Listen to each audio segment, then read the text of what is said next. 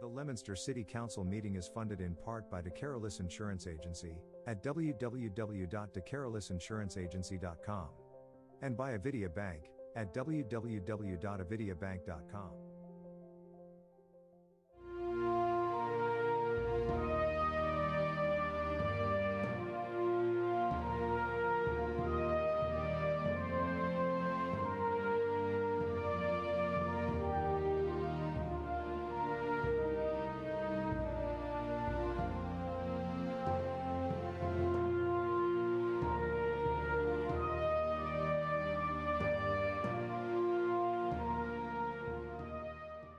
Of Legal Affairs Committee, joined here this evening. We have 2 members of Legal Affairs, the second member, Councilor Mark Bedanza, and the third member, Councilor Pauline Cormier. This is petition 62-22, public hearing.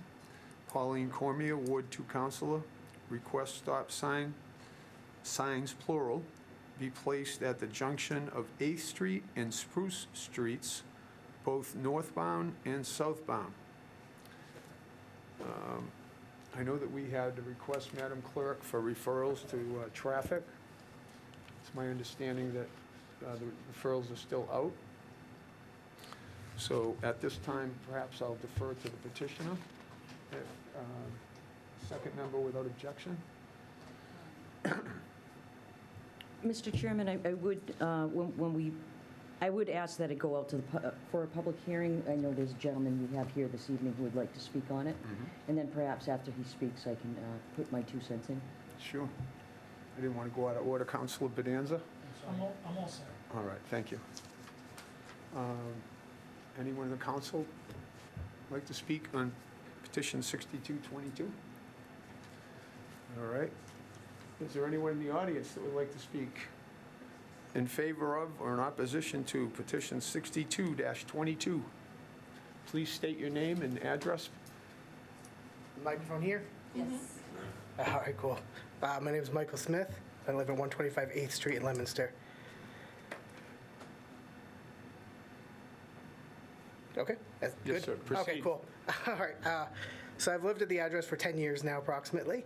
When I moved in, there was basically no children in the neighborhood. It was all elderly couples and that. And they've all started to pass away and people have moved in. I myself have 3 young children that live in my house. My neighbor has 4. Across the street, they have 2.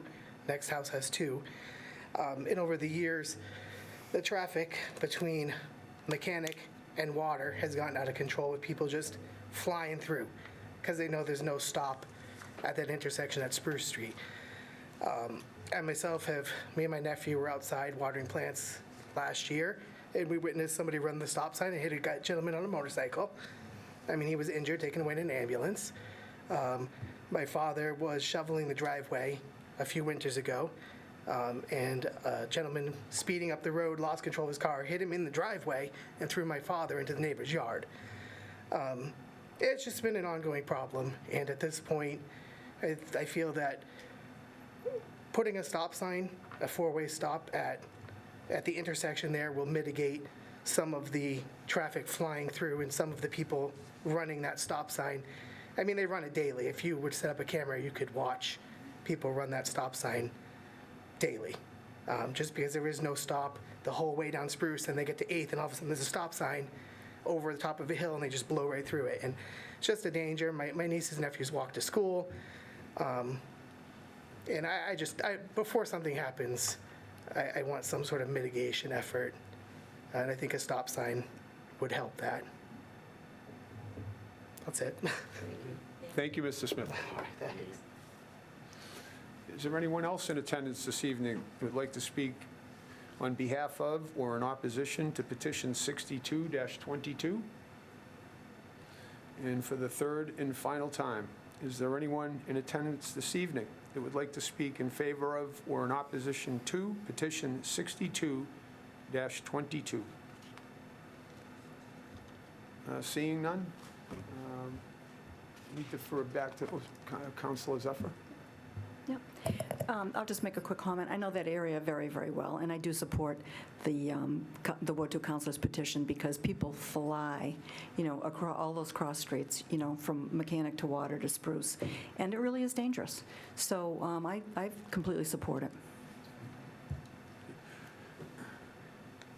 Councilor Raja? Hi, yeah, caught me by surprise, sorry about that.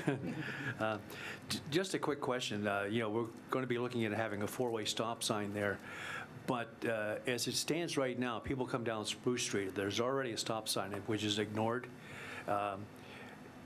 which I support what you're doing, but I just wonder if maybe we would like to have a sign ahead of that saying stop ahead, so that they have a two-time warning to make sure that they know there's a stop sign there. Just a thought, but.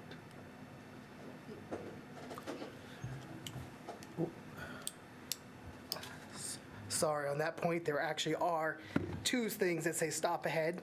There's two stop signs, and it says stop on the ground. So there's, short of having a blinking stoplight there's everything that you guys can do at that point. There are two signs that say stop ahead, says stop on the ground, and there are physically two stop signs, and people still blow through it. So. Yeah, I hadn't had a chance to drive by.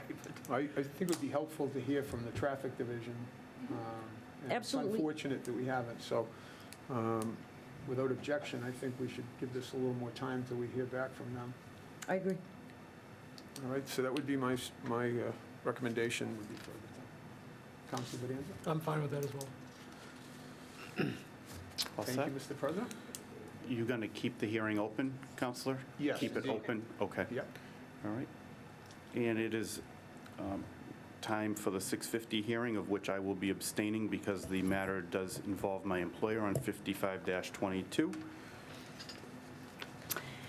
Yes, thank you very much. This is a public hearing on petition 55-22.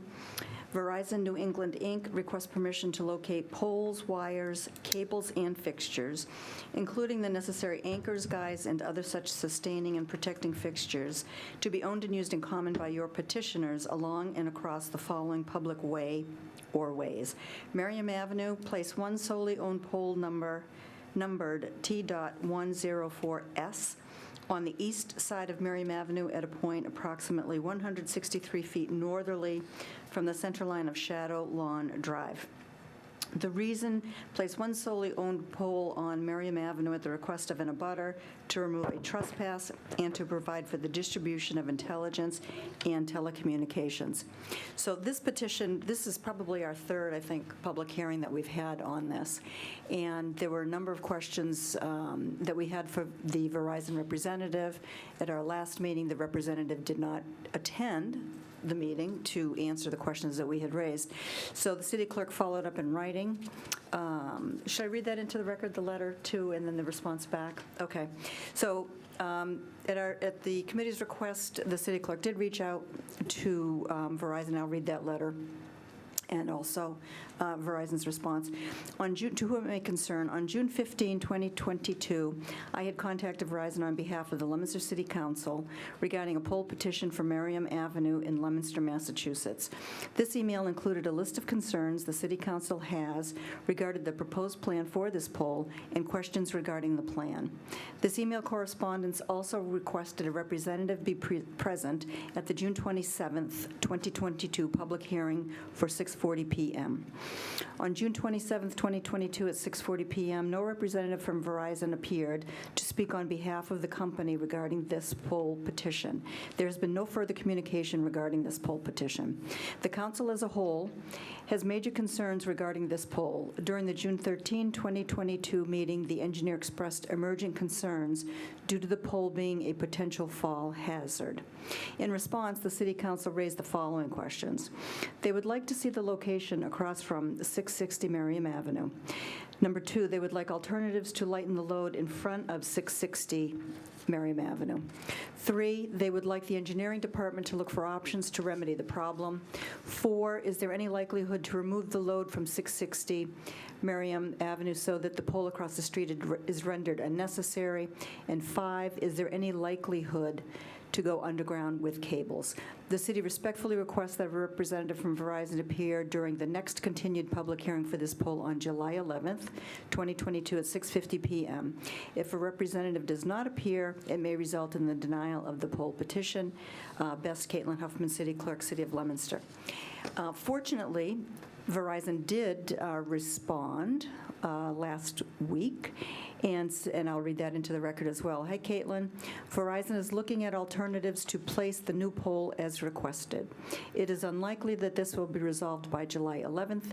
Can you please notify the council that Verizon is still reviewing their questions and is working on an alternative solutions, and that we request that the issue be tabled at this time.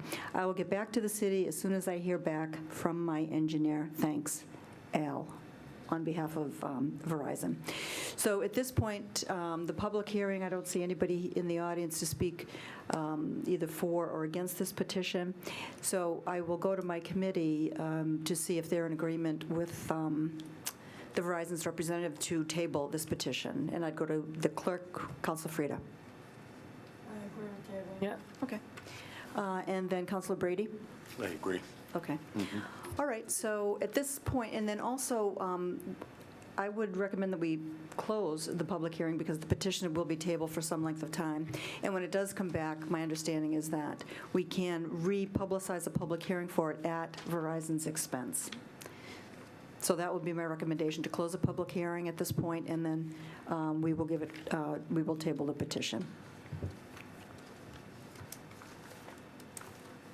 So if there's no other comments from any of the councilors, I guess at this point I would declare the public hearing closed. Public hearing's closed and petition is tabled. Thank you. We have to vote to table? During the hearing, when it comes up. Yeah, when it comes up. Okay. we'll vote for it, yeah. Okay.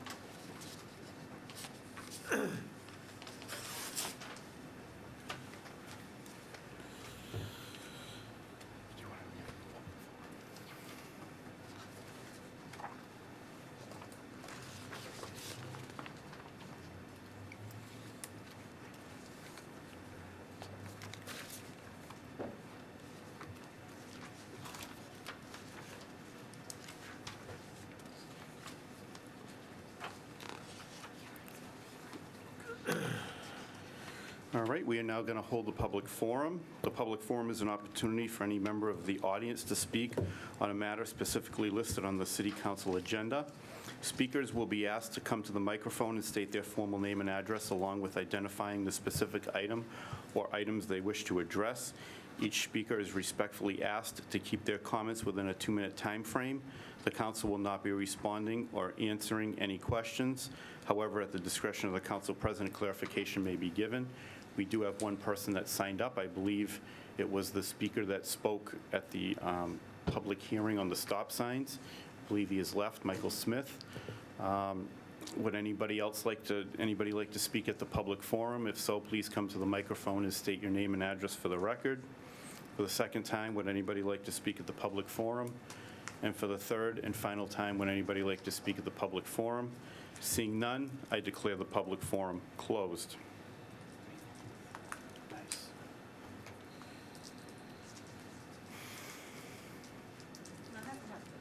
No, that we're going to start right on time.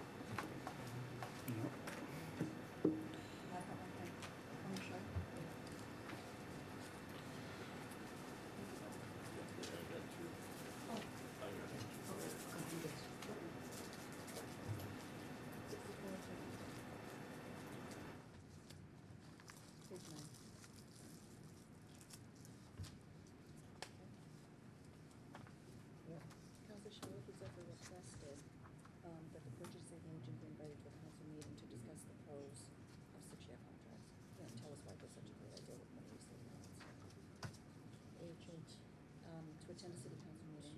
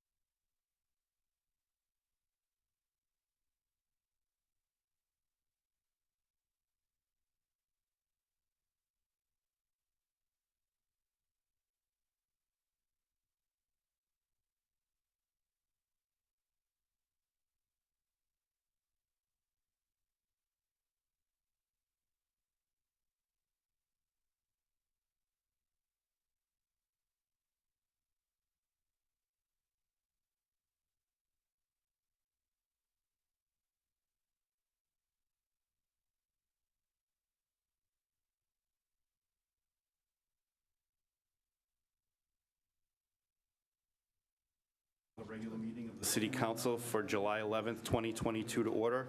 Please stand and join me for a salute to the flag.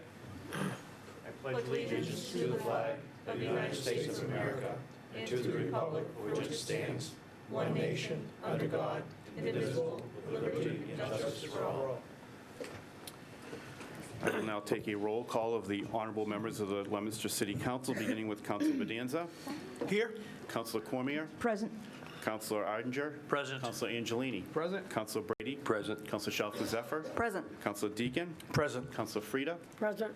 And I am present. All 9 members are present. Madam Vice President, do you have any records to approve this evening?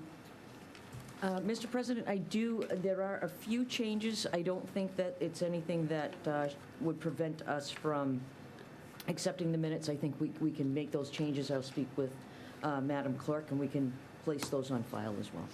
Okay, if there's no objection to that, we will place the minutes for June 27th, 2022 on file with a few very minor corrections that need to take place. We will now move on to communications from the mayor, beginning with C-01, Madam Clerk. C-01, Dean J. Mazzarella, Mayor, requests fiscal year 23 appropriation of $11,000 be transferred from the Doyle Field salaries account, the same amount to be transferred from the Doyle Field expense account. And C-01 is referred to the Chairman of Finance. First time on the calendar, regular course, please. C-01 has been given regular course. C-02. C-02, Dean J. Mazzarella, Mayor, requests a fiscal year 22 appropriation of $125,000 be transferred from the unfunded liability account, with $100,000 to the OPEB insurance account and $25,000 to the group insurance account. Regarding, this is to cover the additional cost for the fourth quarter bill due to an increased healthcare cost and the number of people retiring in the current year. And C-02 is likewise referred to the Chairman of Finance. Thank you, Mr. President. Regular course, please. C-02 has been given regular course. C-03. C-03, Dean J. Mazzarella, Mayor, requests a fiscal year 23 appropriation of $146,878 be transferred from the stabilization fund, with $60,594 to the CDBG coordinator salary account and $86,284 to the code enforcement officer salary account in the health department. Regarding the CDBG grant structure has changed, and these positions are no longer going to be allowed to be supported with grant funds. These funds will be budgeted in the annual budget going forward. And C-03 is also referred to the Chairman of Finance. Regular course, please. C-03 has been given regular course. C-04. C-04, Dean J. Mazzarella, Mayor, authorized the City of Leominster to pursue $22,356 through the United States Department of Justice Justice Assistance Grant Program, JAG. And C-04 is referred to the Chairwoman of Ways and Means. Regular course, Mr. President? C-04 has been given a regular course. We do have something that came in from the mayor under suspension of the rules on C-05. So first, we will have to suspend the rules and this is going to go to Legal Affairs, is that correct? Legal Affairs, Mr. Chairman. Thank you, Mr. President.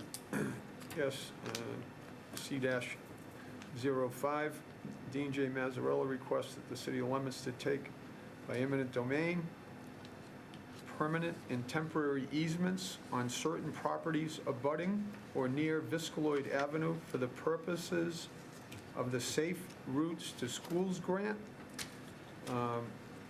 Since this is first time on our calendar, Mr. Chairman, I would ask that this be given regular course. Okay, first we need to vote on suspending the rules. Madam Clerk, do you have anything from the mayor on the suspension of the rules aspect of this? Only the document that I The gave you letter today. he sent? Okay. Right, so is there any objection to any discussion about suspending the rules on C-05? Councilor Frida? Yes, I'm not quite sure why we have to suspend the rules on this. Do we have, looking at the information, it doesn't look like 2 more weeks is going to make a difference. And do we have any details on this? Do we know anything? I mean, if you read the order that we'll be looking at, you're talking about people's property on easements are permanent and temporary. Do we know if there's objections to these? No, I wasn't given any further information. We don't know whether there aren't any. I don't know. I wasn't given anything besides what you have. So do we have copies of this? Have we seen any of this yet? This is the only thing I have. So we don't have anything. I don't agree with suspension of the rules. I mean, this is getting frequent. We tell people that they can't present anything after 12 o'clock on a Thursday, and this is happening. I mean, to the council across from me's credit, when he was president, I don't think we had too many suspensions, I mean, unless they were emergencies, and I think, I just don't see a need for an emergency on this. They're already working on the sidewalk. I mean, I just don't see an emergency on it. The only thing I was told today by the mayor's office, they gave me a heads up that they were putting this on the agenda, and they told me that Copeland and Page obviously had to do legal work, and it was being held up by them, and that's why they couldn't have it to us by Thursday. So, to make the agenda, and they just need it on the agenda for the first time. But I agree, and if we don't accept it tonight, then it goes back. The Madam Clerk can notify the mayor tomorrow we didn't accept it, and if it's that much of an emergency, then he can force us to have a special meeting. Other than that, I don't know anything else about it. It'll go on the agenda for next week, right? Right. The next meeting, Correct, correct. in a normal course. Right, or it'll come on the agenda for the first time July 25th, and we could potentially vote it on August 11th. I feel that we should be getting the information on it and let it go regular course and then vote. I mean, I support it, but I think we need to know if there are objections and people have issues with their land being taken. We went through this with the rail trail. It ended up to be a pretty big mess when they all started lining up down here. So I just think we need to look at it a little bit more and get more information on it. And it does take I understand we're not voting on it tonight, but I still think we need that extra couple weeks. And it does take 2/3 votes to give it suspension of the rules. Councilor Angelini? If I may, like the rest of you, I received this correspondence upon arrival here this evening, but this may shed some light on it. A letter from the mayor's office. Dear members of the City Council, I ask that the following be considered under suspension of the rules. Request that the City of Leominster take by eminent domain permanent temporary easements on certain properties abutting or near Viscaloid Ave for the purposes of Safe Routes to Schools grant. This request is the final step prior to bidding for the Safe Routes to Schools program. This is a $3 million investment by the state for sidewalks and intersection improvements near the Francis Drake School. I am asking for suspension of the rules so that the state can proceed as soon as possible with putting the project out to bid. So thank you for your consideration, Dean Mazzarella, Mayor. So I suspect, I wish obviously someone was here to answer our questions, but I have some concern that the reason this was submitted under suspension of the rules is that perhaps by not moving forward on this, we could be putting this grant, or the bid process certainly, in an untenable position. So, I mean, that is, for the limited amount of information we have and the amount of time we've had to digest that information, that would be the conclusion that I would draw. And I personally don't want to be putting this grant funding in any jeopardy or holding the project up. So that, from where I sit, I would say that we move forward on the suspension of the rules. Okay, is there any other discussion? Councilor Bedanza? I'm going to move that we suspend the rules. Okay, so Councilor Brady, do you have one last comment? I'm just reading through this for the first time. So under the safe routes is Leominster City Council. Oh, let's go after, I'm going to not read the whole thing unless you want me to, but it says, in connection therewith, adopt and execute the order of taking provided this date by council, further award damages for the taking to the owners identified in Schedule A, attached to the order of taking, except for owners who have waived their damages with specific amounts awarded to each owner being set forth in Schedule B, attached but not recorded. We have no attachments to this. Right. Okay. Is there any other discussion on suspension of the rules? Councilor Cormier? I will just, we've already, as far as the takings go, and I understand Councilor Frida, why you would hesitate to do that, but we've already approved all the funds for all the takings that have gone into this program. So I will just echo what Councilor Angelini said is I don't know if we need to hold this off for a couple of weeks, what it's going to do with the bidding process. So, I mean, we've already approved all the funds. It was much less money than they thought it was going to be, than we initially approved. And I thought that was all taken care of at the last meeting. So I would second the motion to suspend the rules. Okay, so we have a motion and a second to suspend the rules. Any discussion? Councilor Bedanza? Yeah, I would just say this. I think we are sort of in this area sometimes that we get into where we don't know the impact of what, if we don't do it as the mayor requested, we're not exactly sure what the impact is timing-wise.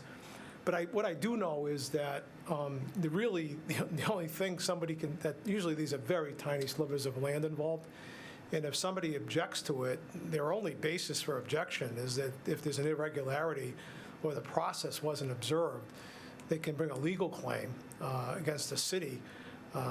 Years ago, I did that myself when I wasn't a city official. That's not going to be prejudiced in any way by us giving this, suspending the rules on this. They certainly would have ample time to challenge the city's taking. So I see no downside to anybody out there in the public.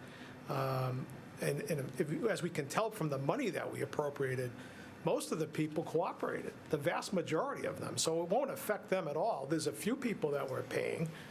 But, yeah, I don't want to take the chance that we're going to mess up a $3 million grant. And I see no, if I thought there was some downside, then I would agree with the council across from me. You know, I'd be less prone to give this suspension of the rules. But under the circumstances, based on what I think about any negative to a citizen with respect to this, I see none. So that's my position. Okay, Councilor Arnger, did I see your hand a few times? No, okay. Councilor Schaffel-Zephyr? Yeah, thank you very much. You know, normally I'm a person down here who never wants to, you know, make a vote and put any kind of potential grant money in danger, certainly. But, you know, in this instance, land taking by eminent domain, you know, it doesn't matter if it's one person and it's a tiny sliver of land. If that's a problem for them, I think we should know that. And I think that we should have Schedule A so that we know who the owners are, and owners who have waived their rights, and then there are specific amounts for other owners who have not waived their rights. So this happens, and we have the conversation, but if we had complete information, which is not hard to supply, I'd feel better about voting for this, but I'm not going to support it under suspension of the rules, because I think if it was that important, maybe the mayor would have come down, or maybe he would have sent one of his office people, or, maybe we'd have the complete information on such a thing. So, that's my perspective. I don't know if there are any people, any of these abutters who don't want their land taken, but they came out of the woodwork, boy, at the meetings that I was at for the rail trail, I'll tell you that. And nobody expected that, so I just don't have enough information, to vote on it. I'd like to support it. I certainly support the safe, routes to school and all of that, but I'd like more information. Councilor Frida, I think I saw your hand again. Go ahead. First of all, there's no sense of urgency in the mayor's letter. When he needs to get something done and he does a suspension of the rules, which is exactly the process when it's an emergency and needs to get something done in a certain period of time. There's no sense of urgency in his letter. And if nobody's noticed, they've been doing the sidewalks on Viscaloid now. So is this a case that they started doing the work before they went out to bid? I mean, we don't even know that. But obviously, it's not going to, you're talking about holding up a grant. We're talking 2 weeks, talking a normal course. I mean, it doesn't make sense to have a suspension of the rules on this. I mean, and again, I support it, but I want to see a list of easements and takings that they're looking at, and if there are any issues and what the cost is going to be. I don't think 2 weeks is going to jeopardize anything. I mean,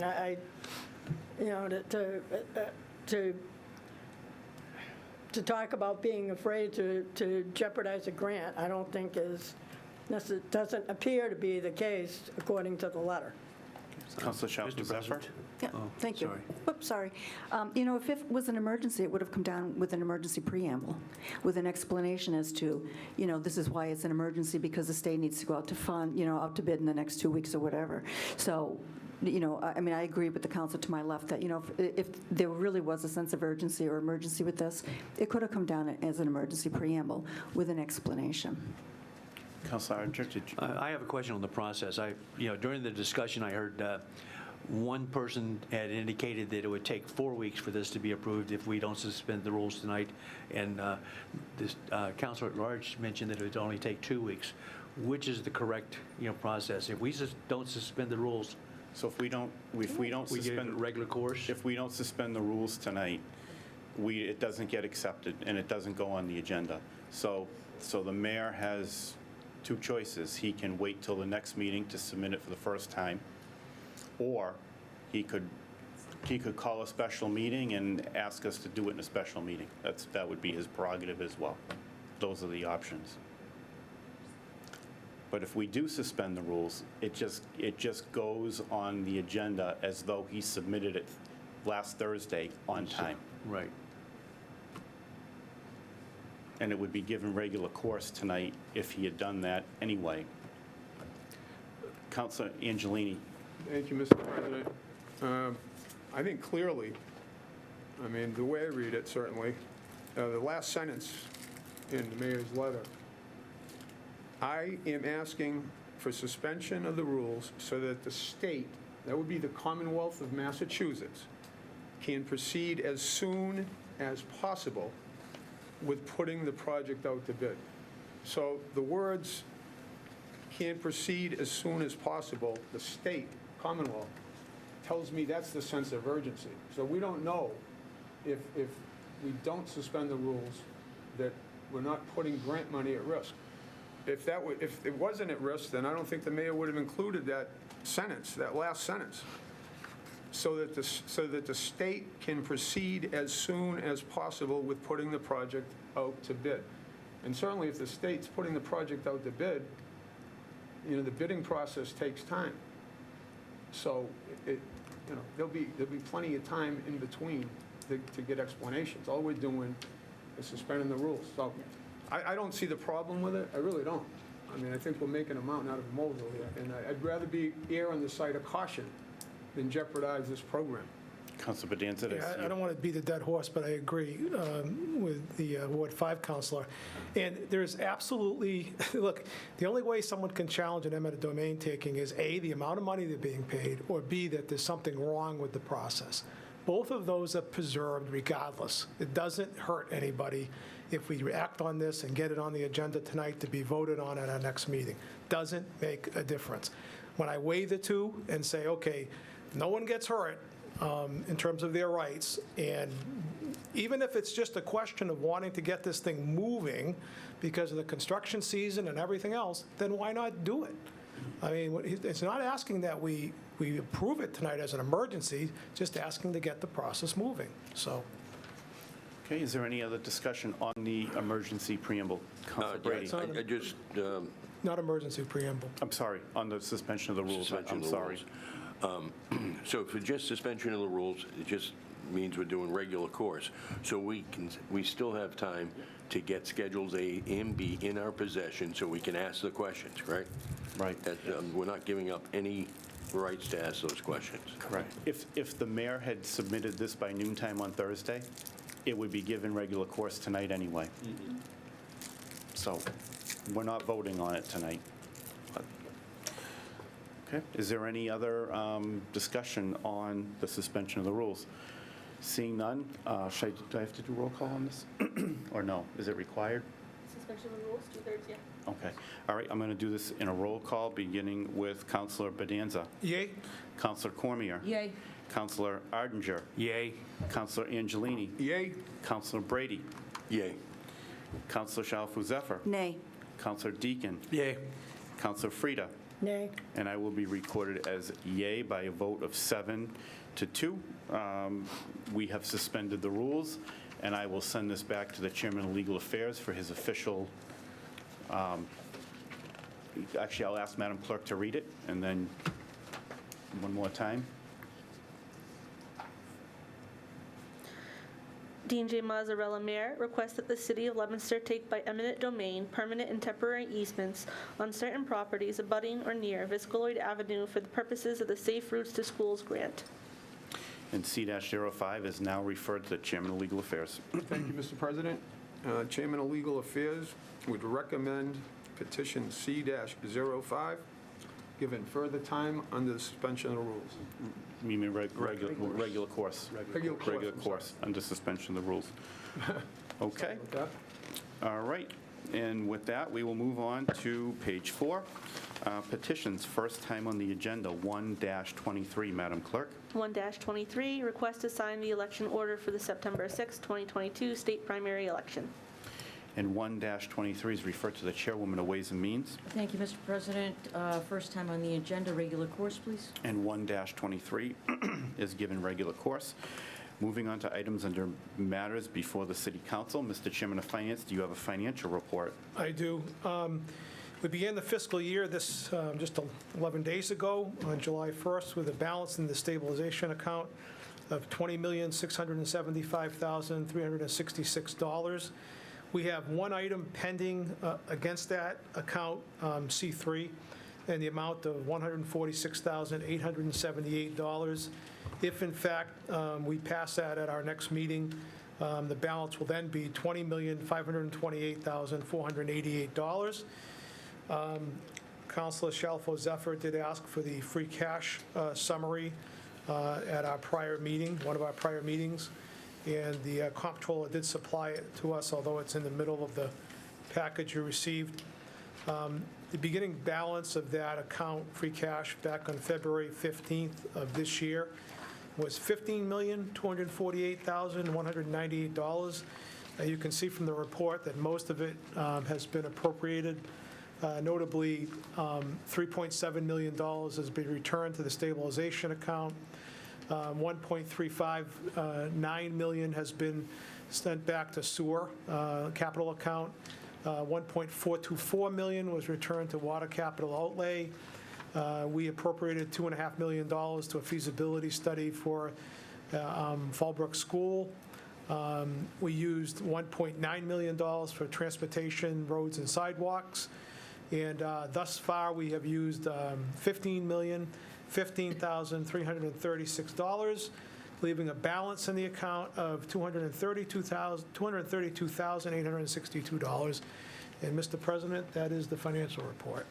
Okay, thank you very much. Is there any questions or comments on the financial report that was just presented?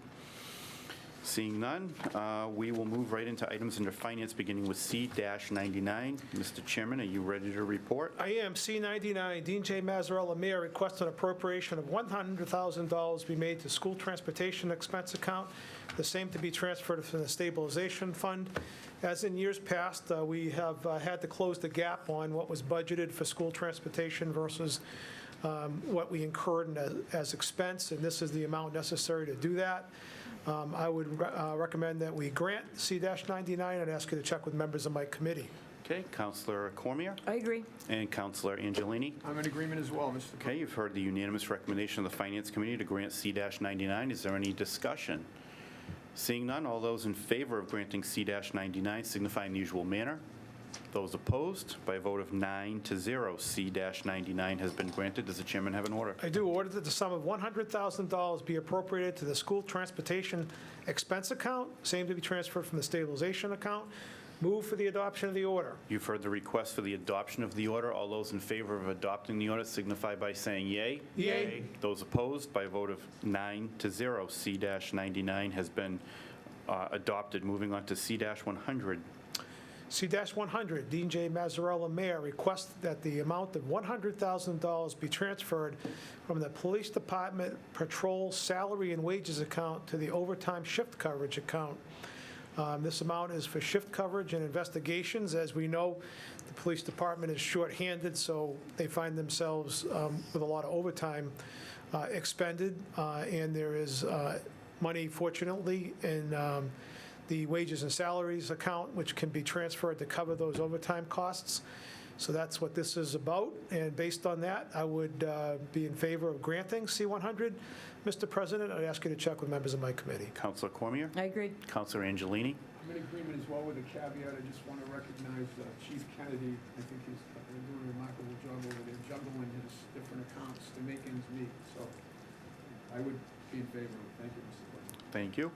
You've heard the unanimous recommendation of the Finance Committee to grant C-100. Is there any discussion? Seeing none, all those in favor of granting C-100 signify in the usual manner. Those opposed, by a vote of 9-0, C-100 has been granted. Does the chairman have an order? I do. Order that the sum of $100,000 be appropriated to the overtime shift coverage account, same to be transferred from the Police Department Patrol Salary and Wages account. Move for the adoption of the order. You've heard the request for the adoption of the order. All those in favor of adopting the order signify by saying yea. Yea. Those opposed, by a vote of 9-0, the order for C-100 has been adopted. C-101. C-101, Dean J. Mazzarella, Mayor, requests that the amount of $19,000 be transferred from the Police Department grant account to the per diem salary and wages account, and this is related to per diem shift coverages, specifically for the civilian dispatchers. Grant money, we have received grant money for their services, and this is to take the money from the general fund grant account and use it to pay them. It would be my position, Mr. President, to grant C-101. Okay, you've heard the Councilor Cormier. Oh, I'm I sorry. agree. Councilor Angelini. I'm in agreement as well. Okay, you've heard the unanimous recommendation of the Finance Committee to grant C-101. Is there any discussion? Seeing none, all those in favor of granting C-101 signify in the usual manner. Those opposed, by a vote of 9-0, C-101 has been granted. Does the chairman have an order? Yes, I order that the sum of $19,000 be appropriated to the salary and wages account, same to be transferred from the Police Department grant account. Move for the adoption of the order. You've heard the request for the adoption of the order. All those in favor of adopting the order signify by saying yea. Yea. Those opposed, by a vote of 9-0, C-101 has been adopted. Moving on to C-102. C-102, Jean J. Mazzarella, Mayor, requests that the amount of $4,000 be transferred from the Police Department salary and wages account to the collective bargaining account. This is regarding covering unexpected retirement buyback payments in the present budget. Many times, there is enough money in the collective bargaining account to pay for these expenses for retirements and retirement buybacks, which is essentially vacation and sick leave We run a little bare in the cupboard this year, and this additional amount is necessary to cover the buybacks, and it would be my position, Mr. President, to grant C-102. I'd ask you to check with members of my committee. Okay, you've heard the request to grant by the chairman. Councilor Cormier. I agree. Councilor Angelini. I'll make it unanimous, Mr. President. Okay, you've heard the unanimous recommendation of the Finance Committee to grant C-102. Is there any discussion? Seeing none, all those in favor of granting C-102 signify in the usual manner. Those opposed, by a vote of 9-0, C-102 has been granted. Does the chairman have an order? Order that sum of $4,000 be transferred to the, appropriated to the collective bargaining account, same that be transferred from the police department salary and wages account. Move for the adoption of the order. You've heard the request for the adoption of the order. All those in favor of adopting the order signify by saying yea. Yea. Those opposed, by a vote of 9-0, C-102 has been adopted. Moving on to C-103. C-103, Dean J. Mazzarella, Mayor, requested an appropriation of $90,000 be made to the Leominster DPW Public Employees Local Union 39 Department Salary and Wages, Overtime and Vacation Sick Buyback accounts, same to be transferred from the collective bargaining account. This is resulting from the implementation of the new DPW contract, union contract, and this sum is necessary in order to fully implement the new contract. Mr. President, I would be in favor of granting C-103, and I'd ask you to check with members of my committee. Councilor Cormier? I agree. Councilor Angelini? I'm in agreement as well, Mr. President. Okay, you've heard the request, the unanimous request of the Finance Committee to grant C-103. Is there any discussion? Seeing none, all those in favor of granting C-103 signify in the usual manner. Those opposed, by a vote of 9-0, C-103 has been granted. Moving on to 57-22, and this is an item under Finance. Mr. Chairman, are you ready to report? Do we need an order for that, or no? No. In order for what? For the last For communication? No. 57-22? No, for C-103. Oh, C-103. Did I miss it? Yeah. Oh, Yeah. sorry. Do you? It's okay. First, before we get to 57-22, do you have an order for C-103? If you want me to give you one. Absolutely. Thank you for That's all right. making sure that I'm in line. That's all right, it happens to all of us. Order that sum of $90,000 be appropriated to the DPW, Leominster DPW Public Employees Union 39 Salary and Wages, same to be transferred from the collective bargaining account. Move for the adoption of the order. You've heard the request for the adoption of the order. All those in favor of adopting the order signify by saying yea. Yea. Those opposed, by a vote of 9-0, C-103 has been adopted. Thank you very much. 57-22, Mr. Chairman. 57-22, the City of Leominster Retirement Board voted unanimously to increase the COLA base amount for the City of Leominster Retirement Board retirees from $12,000 to $13,000. This has been a long time coming, and we delayed it the last meeting for the city solicitor to advise us as to whether we had any conflicts with voting on this. He has advised us positively that we can ethically vote on it. We have a letter from May 25th addressed to us.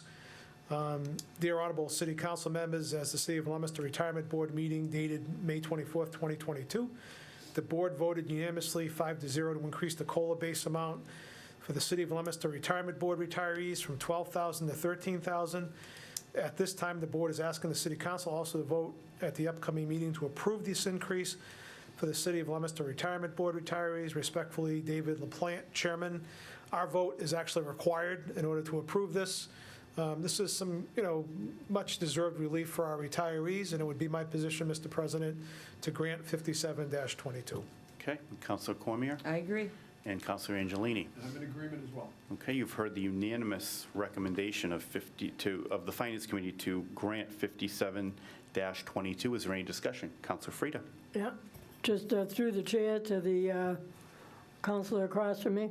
What are we actually voting on? We're voting to support this. Yes. But it's not a finance situation, is it? I mean, we're not voting on any money.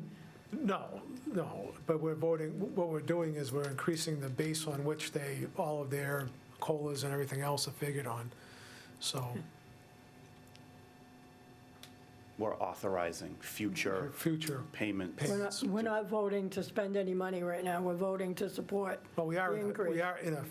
indirectly we are. Obviously, it's going to cost the city more money with a higher COLA base, but we're not presently directly, by this vote, spending any money. But our authorization is required for it to happen.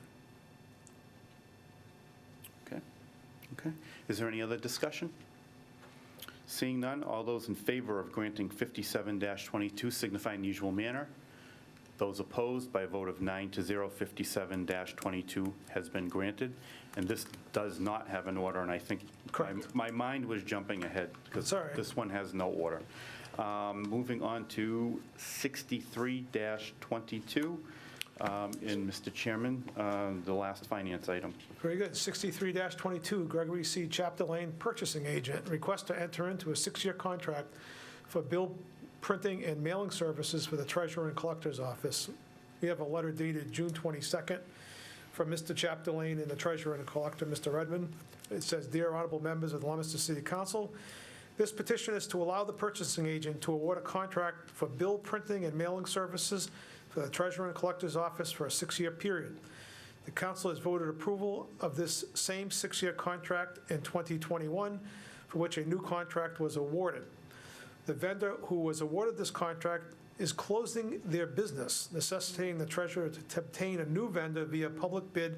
Hence, this request is before the council for your consideration once again.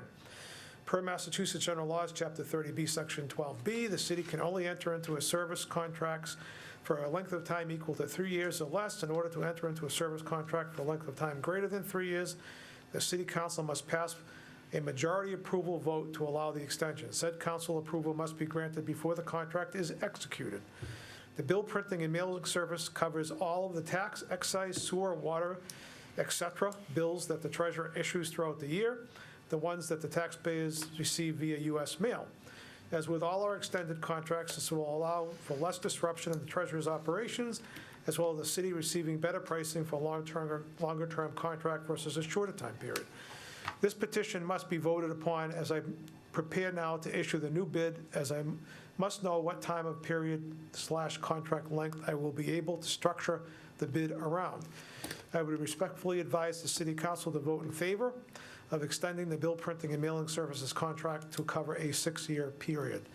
When I did talk to the comptroller about this today as well, she did note that all of these contracts have safeguards in them that if we do run into a problem, given the length of the contract, that there's ways we can escape the contract for various things, so that there are some protections despite the fact that it's a long contract.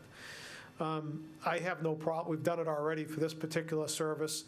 I have no difficulty with authorizing the purchasing agent to do it again.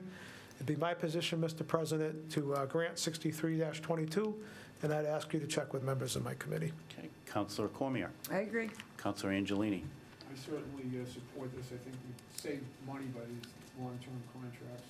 And an interesting dichotomy would be saving money for the taxpayers when they receive their tax bills. And Councilor Shalfo-Zephyr, thank you very much. So that's a unanimous recommendation by the Finance Committee to grant 63-22. And now I'll go to Councilor Shalfo-Zephyr for comment. Yeah, thank you very much. At our last meeting, I had asked the city clerk about contacting the purchasing agent so he could come down and explain, the extent of the cost savings that we're passing along to the taxpayer by going to these long contracts. He's working on finding a date that he can make it down to us. Okay, I have contacted him. Okay, perfect, thank you. You're welcome. I'm going to see, and just to add on to that, I'm going to see about August 22nd to see, because he said there's more coming. Is that correct? So Okay. August 22nd, and if that's okay with him, at the next meeting, we'll take a vote to bring him down to that meeting. Perfect, thank you. You're welcome. Okay, so is there any other discussion on 63-22? Seeing none, all those in favor of granting 63-22 signify in the usual manner.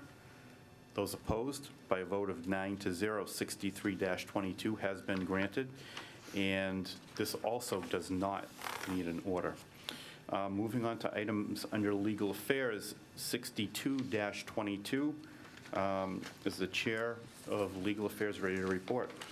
Yes, Mr. President, Legal Affairs Committee held a public hearing this evening on petition 62-22.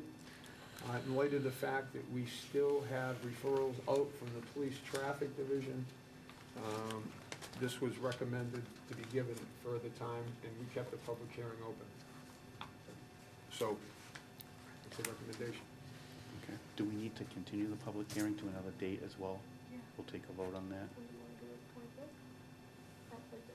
Yeah, that's fine. 6:50? Okay. I just recommend July 25th at 6:50. Okay, is that okay with Council Bedanza? Fine with me. Council Cormier? Yes. Okay, so it's a unanimous recommendation to give this further time with the continuance of the public hearing to July 25th, 2022 at 6:50 PM. Is there any discussion? Seeing none, all those in favor of giving this further time and establishing the hearing signify in the usual manner.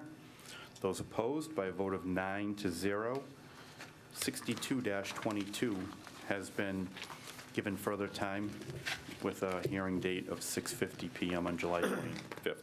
Moving on to 55-22, I do have to, once again, I have to abstain from this, and I'll ask the Vice President if she can take over the chair for a moment and handle this item. Thank you. I'm just going to send it over to the Chair of Public Service. Thank you. 55-22, Verizon New England requests permission to locate poles, wires, cables, and fixtures, including the necessary guys, anchors, and other such sustaining and protecting fixtures to be owned and used in common by your petitioners along and across the following public way or ways. Merriam Avenue, place one solely owned pole numbered T.104S on the east side of Merriam Avenue at a point approximately 163 feet northerly from the center line of Shadow Lawn Drive. The reason for this is place one solely owned pole on Merriam Avenue at the request of an abutter to remove a trespass and to provide for the distribution of intelligence and telecommunications. So earlier this evening, we had continued public hearing. We've gone back and forth with Verizon about this, and Verizon has actually asked us to table the petition because they are going to do some homework and go back to their engineers and see if there are other ways of accomplishing what they want done at that location. So the public hearing we closed earlier this evening, my recommendation would be to table this petition, and I would ask that you check with my committee. Counselor Frida? The recommendation is to table, I agree. and I agree. Councilor Brady. Counselor Brady. I agree. Thank you. So you've heard the unanimous recommendation of the Public Services Committee to table petition 55-22. All those in favor, please signify in the usual manner. By a vote of 8-0, this 55-22 has been tabled. Thank you. Moving on to 59-22. Madam Chairwoman of Public Service, are you ready to report? I am. 59-22, William Brady, Ward 1 Councilor, request to install a street light on pole number NG1 at 7 Crescent Street. So we do have referrals out. We did get one referral back from the wire inspector. Mr. Poirier said a light could be installed on pole 1 Crescent Street at a cost of about $800. I did not see a DPW referral. Did we get one back from DPW? Okay, because I couldn't find mine. Do you have DPW? No, I didn't see the DPW. I looked in my mail and couldn't find it. I can pull it up for you. I can re-email it as well. Thank you. John Roseberry re-forwarded it to us because Okay. it didn't quite.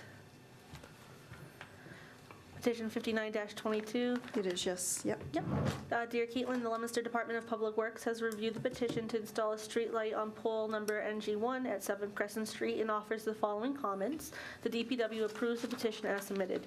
Please let us know if you have any questions, and then the director, Ray Racine, signed it. And I can resend that to everybody's email as well. Great. No, thank you very much for that. So the only outstanding referral is the mayor. So DPW, the wire inspector both say that it can be done. There's a cost associated with that. You know, I guess we really should have the mayor weigh in formally to commit to the funding, and I will go to the petitioner.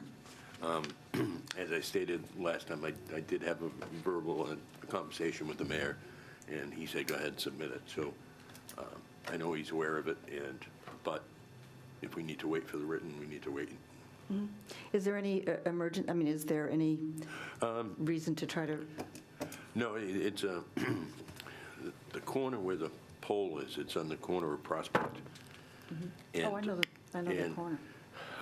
There's a light across the street on Prospect, but it does not reach the 2 yards. And it's like every other pole, there's a light, but this one skipped over. So it looks like there was one there at one point in time. But it would make sense for a safety issue for the 2 homes that are there. All right.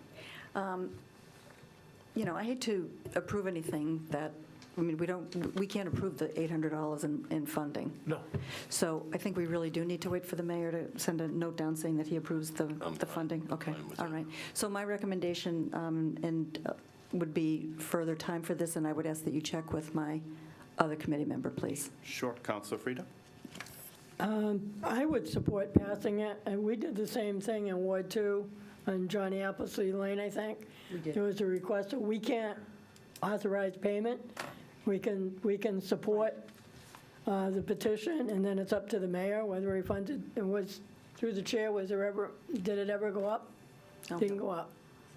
I would support it. We can't fund it anyway, so I would support it and let it go to the mayor's office, see if he chooses to put it in. All right. I'm fine with that. We can pass it, we can support it, and it's up to the mayor to produce the funding. And if he gave you a verbal, then he needs to actually fund it. Okay? I'd agree. Okay. Well, the recommendation has been changed to supporting. To grant To grant. 59-22? Thank you. To grant 59-22. Sure thing. Okay, you've heard the unanimous recommendation of the Public Service Committee to grant 59-22. Is there any further discussion? Councilor Bedanza? Yeah, I would agree with the committee's recommendation. There's certainly no harm in passing this Right. petition. It doesn't mean it's going to get appropriated, but we might as well get it off our, it's an expression of our intent to the mayor, and it gets it off our calendar. Yep. So I'm in favor of it. Good. Okay. Any other discussion on 59-22? Seeing none, all those in favor of granting 59-22 signify in the usual manner. Those opposed, by a vote of 9-0, 59-22 has been granted. Moving on to items under Ways and Means. Madam Chairwoman, are you ready to report? Yes, Dean J. Mazzarella, Mayor, requests the reappointment of Marcel Ledger, 74 Buttermilk Road, Leominster, to the Leominster Housing Authority, term to expire April 15th of 2027. It would be my recommendation to support this appointment, and I'd ask you to check with members of my committee. Councilor Arnger, sorry. I agree. And Councilor Deacon? I agree.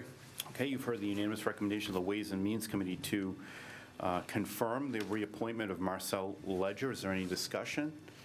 Seeing none, all those in favor of confirming this appointment signify in the usual manner.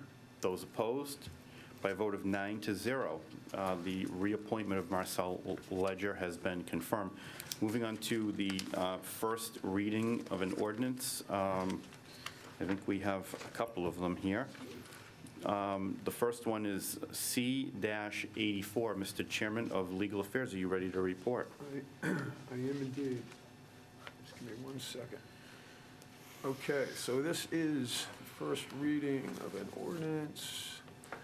Dean Mazzarella requests that the following ordinance change be adopted. Amend Chapter 16, Personnel, Section 16-30, Compensation Grades, by inserting therein the following sections for fiscal year 2022 through fiscal year 2022 as follows, and it provides the chart. I want to thank the learned clerk in advance here for her efforts to get these to us today, so we could get these on the first reading. So this is, in the year 2022, an ordinance, be it ordained by the City Council of Leominster, the City of Leominster, as follows. Chapter 16, Section 16-30 of the revised ordinances entitled Compensation Grades is hereby amended by inserting the following into subsection A as follows. A1, Schedules, effective June 30, 2022, scales of pay for salaried positions in the service of the City of Leominster, Massachusetts. And then it provides the table. underneath section be number 2, schedules, effective June 30, 2023, scales of pay for salaried positions in the service of the city of Leominster. The same, another table.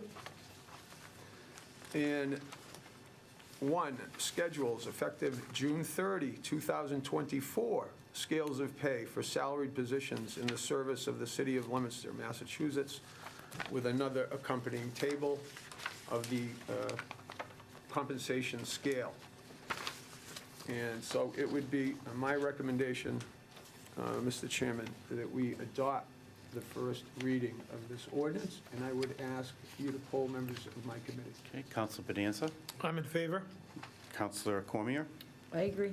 Okay, you've heard the unanimous recommendation of the Legal Affairs Committee to adopt the first reading of this ordinance, which is formally petition C-84. Is there any discussion? Councilor Frida? I agree with these increases and the ordinance changes.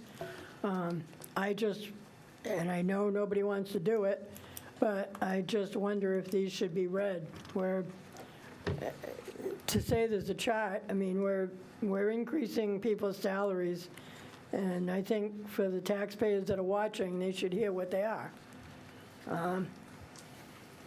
Don't have to, I'm just my suggestion, I think we should. I think they should know what we're doing. Okay.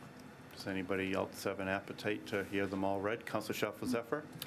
You know, having them read out loud without any context for them, I'm not sure would make a lot of sense. If somebody is interested in an S7 or knows somebody's an S4 or whatever, and then they go to the chart, that makes, then they can see it. But just, right here, just hearing, numbers and salary numbers, I don't know that it would be really helpful. I don't. If you had a specific job in mind or something, I don't know. Okay. Councilor Bedanza? I'm afraid it would be an utter waste of time, quite frankly, and for the same reason that there's no context, means nothing to anybody. And if it means someone to somebody, I suspect they've already checked it. The city solicitor has said to us that we have the right to summarize things, and we've done it with zoning, we've done it with more complex types of ordinances, and if I thought I'm all in favor of giving the public all the information that they want and deserve. And if they're watching this and they're interested as to what these raises are, they can certainly come down and get a copy from the clerk's office. I'm sure it's available at no charge, right? And if they're watching tonight and they're curious, they can come and get it. Yep. It's also posted online, too. That's what I thought. Because all the agendas are posted online, so they can see the same exact thing that we have in our hand has been scanned in, and it's online. Is there any other discussion on C-84, or the first reading of this ordinance, which was formally petition C-84? Any other discussion? Seeing none, I need to do this in a roll call vote, beginning with Councilor Bedanza. Yay. Councilor Cormier. Yay. Councilor Arndinger. Yay. Councilor Angelini. Yay. Councilor Brady. Yay. Councilor Shalfo-Zephyr. Yay. Councilor Deacon. Yay. Councilor Frida. Yay. I will be recorded as yay by a vote of 9-0.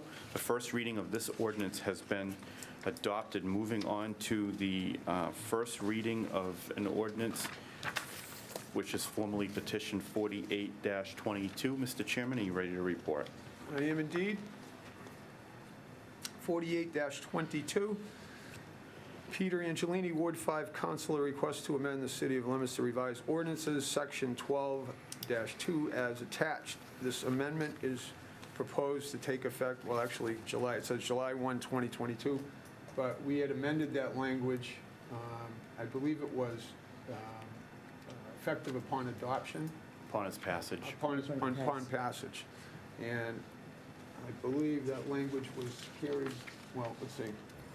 Attorney Riley, in his email sending it today, said it's automatically assumed that it's effective upon passage now that we aren't looking forward to a new fiscal year. So it's acceptable as is minus that piece. So that's how he wrote it. Okay. So there's no more July 1st notation. It's just as is. It's like, as you're aware, we just received these as we sat down this evening, so. So this would be, in the year 2022, an ordinance, be it ordained by the City Council of the City of Leominster as follows. Amending Chapter 12 of the revised ordinances entitled Licenses by enacting the following changes to Section 12-2 Fees. Subsections 6, 12, 17, 28, 33, 41, 42, 43, and 51 are hereby deleted in their entirety. Subsections 3, 8, 9, 14, 15, 16, 19, 30, 38, 44, 45, 47, 53, 54, 55, 56, 57, 58 are hereby deleted in their entirety, and in their place, the following are inserted. Circuses, etc. If admission price 50 cents or more, $100. If admission price less than 50 cents, $75. Number 8, hawkers and peddlers, $50. Number 9, inn holders, rooming houses, $25. Number 14, motor vehicles as common carriers, each $30. Number 15, motor vehicles as common carriers, operators of $10. Number 16, motor vehicles, sale of second-hand, all classes, $100. Number 19, Sunday entertainment licenses authorized under Massachusetts General Laws, Chapter 136, Section 4, single application, $20, annual license, $400. Number 30, for filing certificate of person conducting business under any title other than his real name, $35. Number 38, for entering certificate of marriage filed by persons married out of the Commonwealth, $25.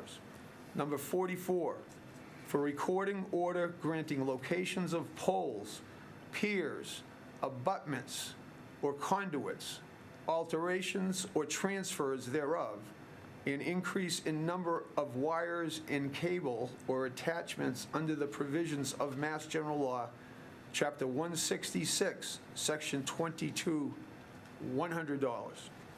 Number 45, genealogical research, no charge up to 15 minutes, $25 for up to 1 hour, $25 each additional hour, plus the cost of certified copies.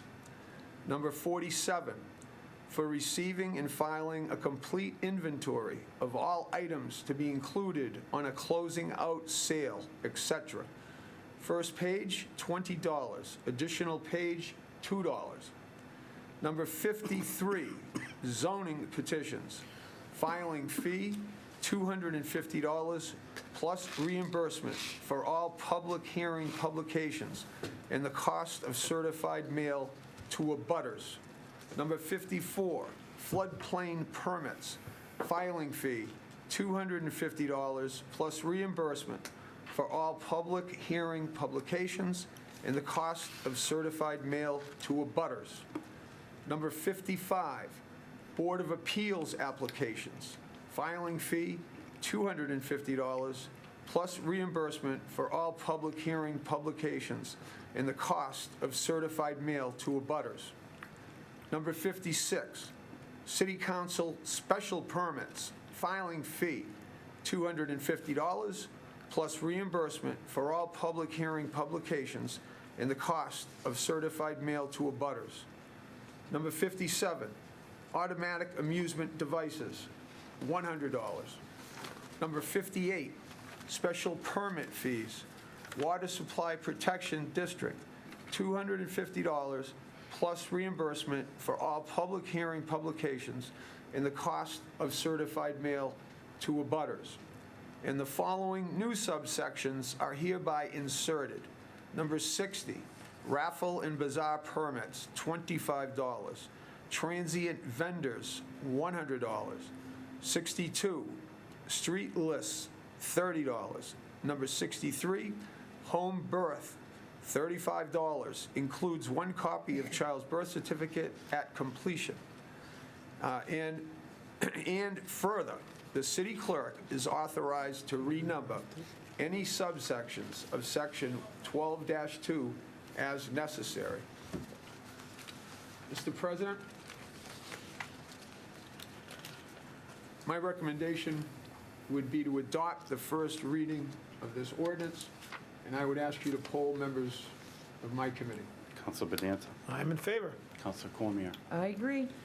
All right, you've heard the unanimous recommendation of the Legal Affairs Committee to grant the first, or adopt the first reading of this ordinance, which is formally petition 48-22. Is there any discussion? Councilor Frida. As I've said in the past, I support these increases. I just don't think they should be now. I think with the economy the way it is, it's not the time to increase everything that we charge for in the city. I think we should have waited a little bit more time. So I'm not going to be supporting this again as well. Okay, is there any other discussion? Councilor Angelini. Thank you, Mr. President. I just want to thank everyone for the time, the members of my committee, certainly the clerk again, a number of hours that we spent going over these. It's been decades since these fees have been changed, and unfortunately, like everything else, the city's not exempt from inflation, and we're certainly suffering from that, the entire country. So this is a slight move to bring us back somewhere near what other communities are charging for the same services and permits, and I look forward to its adoption. Thank you very much. Is there any other discussion? Okay, Mr. Chairman, I just want to thank you as well. This was a lot of work. A lot of work was put into this, and the city clerk for assisting as well. And it has been a long time, and it definitely needed updating. So I appreciate it very much as well. And I'm going to do this in a roll call vote if there is no other discussion, beginning with Councilor Bedanza. Yay? Councilor Cormier. Yay. Councilor Ardinger. Yay. Councilor Angelini. Yay. Councilor Brady. Yay. Councilor Shalfo Zephyr. Nay. Councilor Deacon. Yay. And Councilor Frida. Nay. And I will be recorded as yay by a vote of 7-2. The first reading of this ordinance has been adopted. Okay, is there any other new business? Seeing none. Old business, we have one bullet, which is regarding, it's a vote regarding executive session with city solicitor, which is proposed for August 8th, 2022 at 6:15 p.m. in the city council chambers regarding an update on litigations that are pending against the city of Leominster. We do have an updated, which is confidential information, updated list of all of the pending litigation against the city up and through and including June 23rd, 2022. There was a question at a previous meeting as to whether there was a charge for the city solicitor to come out here, and he did indicate that there is no charge from their office in order for him to do that. But once again, you've seen all of the cases that are listed here, and I would ask if we want to take the time and have him come out and explain these, or if everybody is good. So is there any discussion on entertaining having him come out on August 8th, 2022 to explain all of the litigation? Councilor Brady. Yeah, just as a point, I was going through the bills submitted, and some of the invoicing has names and cases on it that are not on. I still don't think we have a complete listing of all the cases, so I really ask that you support bringing them down so we can ask these questions. I yet had an opportunity to do that, and I feel as a new counselor it would be a great edification to myself. Okay. Is there any other discussion? Councilor Frida. I will make a motion that we vote to bring the city solicitor in. This has been the 8 years, 29 years I've been sitting here, this has been a practice. When we hired Copeland and Page, it was very clear that they agreed, or it was part of their contract, that they would come in every January for new counselors that were coming in to be able to go over litigation and so the counselors knew where they were. We haven't done that in quite a few years. That was my purpose, and I knew they didn't charge. That was the reason I brought it up before, because we haven't been doing it. So I will make a motion that we vote to bring the city solicitor in, particularly for the newer councilors to have an opportunity and for us to hear what the litigation is in the city. Okay, so you've heard the motion. Is there a second? Councilor Schaffel-Zephyr, seconding. Okay, so we have a motion on the floor to vote. I'm sorry?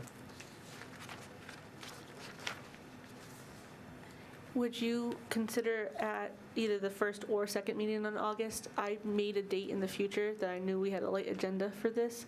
I haven't confirmed it with Brian yet. And is it okay if we vote on the 8th if it happens to be the second meeting that's acceptable? Okay, I just want to make sure.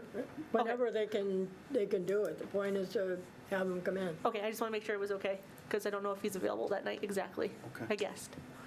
Okay, so the proposal right now is August 8th, 2022 at 6:15 PM. But if he can't come that night and this vote is in the positive, it'll be at his earliest convenience that he'll come out, like probably maybe the second meeting in August at the latest. Okay, so we have a motion on the floor and a second. Is there any discussion? Councilor Bedanza. Well, I've got some thoughts about this, and I have thought about it since our last meeting. And I understand the impetus behind the motion. But my concerns, I'm not sure that Brian Riley could answer. And my concerns are what's happening with the street acceptance cases and positions, which that's shown Everett. The list I'm looking at, and I agree with Councilor Brady, again, I'm not sure it's the entire list, but the updated list we have has items, the significant items, at least in my book, are ones that I'm not sure Brian Riley could comment on very directly, and we might need a specialized attorney in the office to comment on those. And, I think we ought to sort of do this efficiently, and I'd like to see Attorney Everett and whoever we need on the more significant cases come out, and I don't know if there's a charge for that, but I really want this to be something that's useful. So I would not necessarily be opposed to the concept of bringing someone down here to discuss, I guess, all of it, but I'd like to see this thing delayed until we could reach out to them and find out how we can accomplish that in one particular night. Okay. All right. As I'm sure, obviously, as I'm sure you know, anything we would discuss about street acceptance would be here in public, and we'd obviously have the attorney here in public versus executive session, which is pending litigation, which is a whole animal in and of itself. So, I mean, I guess we could do both the same night, but they're two separate things because one's an executive session, the other's in public. So, I mean, Well, we really need to assuming we vote on separate it. them, I still would like to talk about some labor matters. That's really what I want to talk about, and I'm not so sure that Brian Riley is going to be able to help us with that. Okay. All right. Is there any other, just Councilor Schaffel-Zephyr?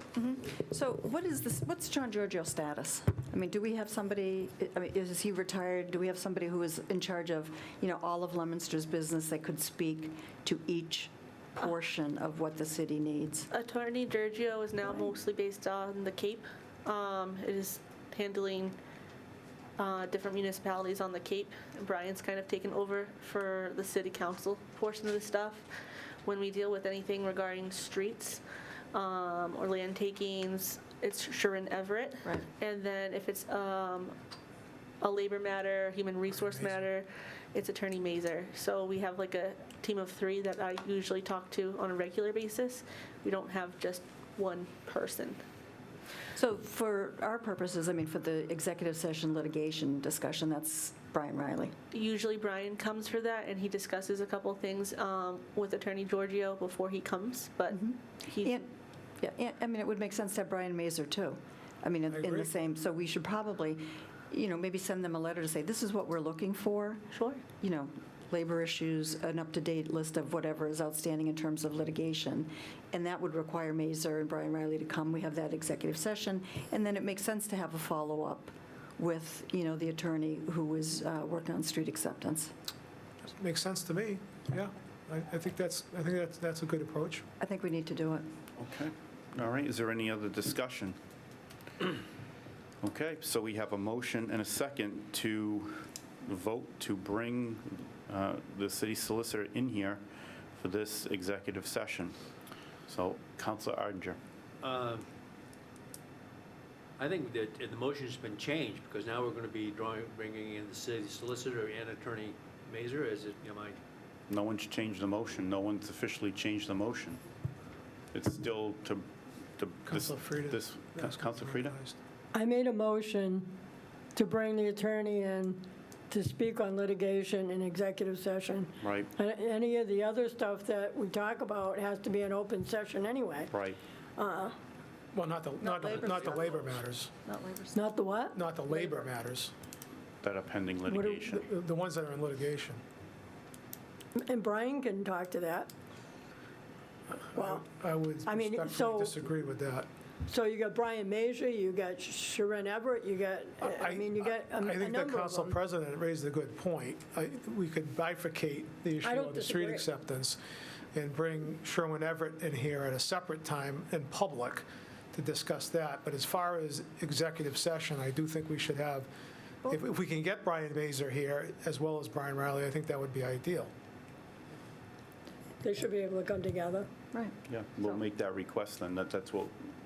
If this vote's in the positive, that's what we requested, so that we can have the full details from each of them on each of their expertise.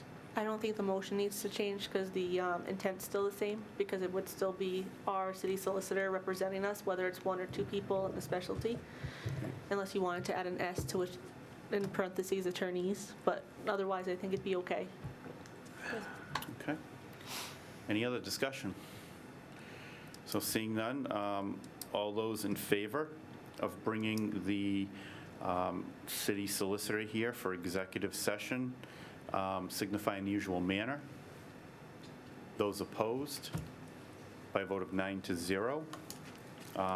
Madam Clerk, if you could get that set up at a future, hopefully August 8th, but if they really, really can't, we got to take what we can get for their availability, okay?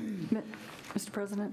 Yes? Just Councilor for the Schultz. clerk, can you be really specific in your communication to KP Law that we want, the two specialists, one to address labor and one to address existing litigation? Yeah. Okay. Councilor Frida, since you asked for them down, would you proof it for me? I can send it and draft it and you can proof it. Okay, thank you. Yeah, and if we could Councilor Brady? get a complete list, that would be very helpful. And, because the invoices are not matching up with what the list that they published. Do you have some specific instances you could give me so I can provide them to Brian? I can give you I'll That'd be check great. off what I Thank you. had questions And I'll on. request it again and show those instances too. Okay. All right, any other old business? Seeing none, anything under the community calendar? Councilor Cormier? I just want to say, and I'm sure everyone here is aware of, from our own health department, Jeff Stevens, who suffered a medical emergency. So I just wanted to shout out that we are thinking of him. We're praying for a speedy recovery, offering all our support and support to the family as well. So, thank you. Okay. Also, there's just one other thing that comes to my mind as well. July 24th, down at Polar Park is Leominster Day. So hopefully everybody can go. If you haven't been to Polar Park yet, it is an amazing place. I love it. And that's our day down there. It's a Sunday. Hopefully it'll be a beautiful Sunday afternoon. And as many people from the community will go there and enjoy everything that the day has to offer. So is there anything else under the community calendar? Seeing none, I'll entertain, Councilor Frida, sorry, go ahead. Yeah, I just wanted to mention, I assume it's public now, I'm not sure, but the Starburst Committee has decided and made their choices known for Citizens of the Year. And it's Sue Kohler from the former school committee member, and Joe DeCarolis Jr. For the male Citizen of the Year. So congratulations to both of them. I think, not sure what the date is. Is it August 27th? Yeah. Yeah, August 27th. Okay. Congratulations to those two individuals as well. Is there any other business to come into the community calendar? Seeing none, I'll entertain a motion to adjourn. Motion made by Councilor Bedanza and seconded by just about everyone. I don't know who was. Okay, thank you very much, Madam Clerk, for your aye, and seconded by Councilor Shalva-Zephyr. All those in favor signify in the usual manner. Those opposed, by a vote of 9-0. We are adjourned.